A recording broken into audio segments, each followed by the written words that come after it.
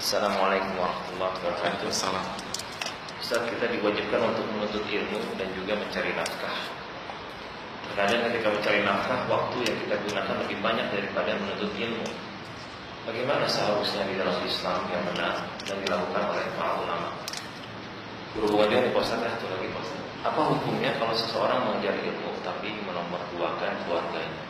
Jazakallahu khairan. Ya, terima kasih jazakallahu khair atas pertanyaannya. Pertanyaan yang pertama, tidak ada kontradiksi antara mencari nafkah dan menuntut ilmu agama. Kenapa demikian? Karena tujuan kajian kita pada malam hari ini bukan memaksa jamaah untuk menjadi para ulama, tidak. Namun untuk memotivasi hadir di kajian, untuk memotivasi meluangkan waktunya, untuk memotivasi mengorbankan hartanya agar kita menuntut ilmu agama. Dan yang dimaksud ilmu yang harus kita pelajari adalah ilmu-ilmu yang berbicara tentang hal-hal yang fardu ain dengan kehidupan kita. Ilmu-ilmu tentang akidah, tentang rukun iman yang 6 itu harus kita pelajari. Lalu ilmu-ilmu tentang ibadah-ibadah praktis sehari-hari, tentang sholat, tentang dzikir, tentang puasa khususnya di bulan Ramadan, tentang zakat. Kalau kita sebagai pedagang, kita harus mempelajari bab jual beli dalam Islam atau bab ekonomi Islam. Kalau kita bekerja di dalam bidang pendidikan, kita harus mempelajari bagaimana hak-hak dan kewajiban seorang guru dan murid, dan begitu seterusnya. Apabila kita menjadi pegawai, kita harus mempelajari bab ijarah dalam Islam. Bab ijarah itu adalah bab ketika kita menjual jasa kita dan kita mendapatkan penghasilan dari jasa kita. Itu ada dalam Islam dan itu yang harus kita pelajari.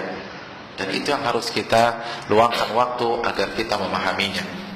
Nah, hadirin yang dirahmati oleh Allah SWT, adapun kalau kita mau lebih lagi, itu bagus. Dan itu yang akan mengangkat derajat kita terus pada hari kiamat. Dan bisa, kenapa tidak bisa?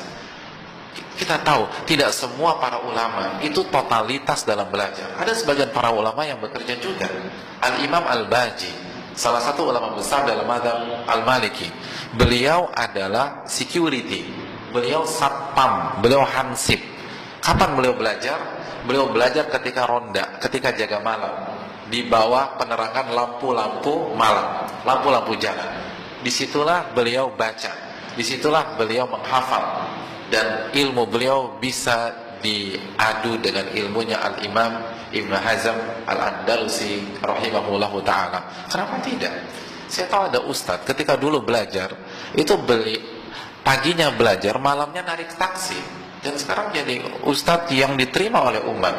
Kenapa tidak? Saya tahu ada ustadz yang dulu waktu belajar malamnya itu menjaga sebuah gedung, jadi security. Kenapa tidak? Intinya adalah kesungguhan, hadirin sekalian. Sekali lagi, kita tahu bagaimana kondisi dan suasana bekerja kita di Jakarta secara umum. Banyak waktu kosong. Kenapa kita tidak gunakan untuk menghafal ayat-ayat Al-Quran? Kita harus buat program. Kita harus buat hadis, program menghafal Quran, menghafal hadis, atau membaca buku para ulama. Dan itu tidak menghabiskan seluruh waktu kita. Dan target tidak usah muluk-muluk. Kita nggak usah bicara muluk-muluk. Kalau kita punya target menghafalkan Quran 1 hari 1 ayat, maka dalam 1 tahun kita hafal Al-Baqarah. 1 tahun hafal Al-Baqarah. Al-Baqarah ayatnya berapa ayat? 286. 1 tahun berapa hari? 360-an. Al-Baqarah lebih. Namun sekarang pertanyaannya, berapa di antara kita yang sudah hafal Al-Baqarah? Kita harus buat program. Dan itu cuma 1 ayat loh. 1 ayat. Masa kita tidak bisa? Alif Lam Mim, masa kita tidak bisa? Ya Alif Lam Mimnya Pak Ustaz, teman-temannya itu yang jadi masalah kan, begitu ya. Alif Lam Mim apa gampang. Tapi kan hafalan kita itu seperti pisau yang apabila terus dilatih, diasah, dan dia akan tajam. Coba deh, nggak usah muluk-muluk, 1 hari 1 ayat, 1 hari 1 hadis. Kita akan banyak mendapatkan ilmu. 1 hari 1 halaman.